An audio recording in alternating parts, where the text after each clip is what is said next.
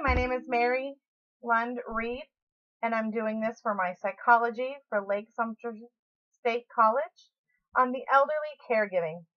Elderly caregiving varies by gender, race, and socioeconomic statuses. In families from African American, Latino, Asian, Native American, and other groups bring their own strengths and needs to the caregiving experiences. It has been proven that in general, women are the caregivers. Wives tend to their husbands and daughters to their parents, and where women will live alone and in poverty, men will not. Thus is causing the more men to be placed in these institutions such as nursing home facilities, whether it be a long-term or a short-term assisted living facility. The majority are made up of men. Few families from racial and ethnic minority groups use paid or outsourced care. And those who do can sometimes face structural barriers in assessing them.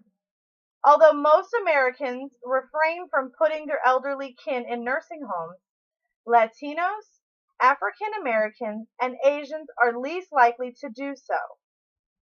Even elders of color with greater care needs, such as these affiliated with dementia or chronic illnesses. These are more likely than whites to receive care from children and live in the community with them. Many studies show that these families of color rely on extended kin, networks of friends, and financial assistance, material goods, domestic duties, and other support systems. African Americans especially rely on these networks.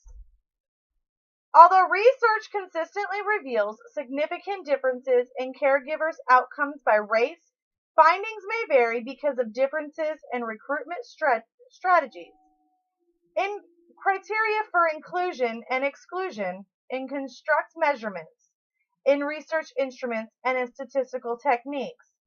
I, for one, have worked in the nursing home facilities for the past 8.5 years, and this has allowed me to see what type of backgrounds that these people do come from. More religious families try to rely on their churches as well as their families to care for them as long as possible, thus letting them know that they are there for them. I think times have changed, and the times of today, our families are being placed more and more in these nursing home facilities. Whereas back in the day, families always tend to their loved ones. Our busy schedules have not only taken us away from our religious practices, our family values, but also the opportunity to care for our loved ones. More and more people are needed in the work field.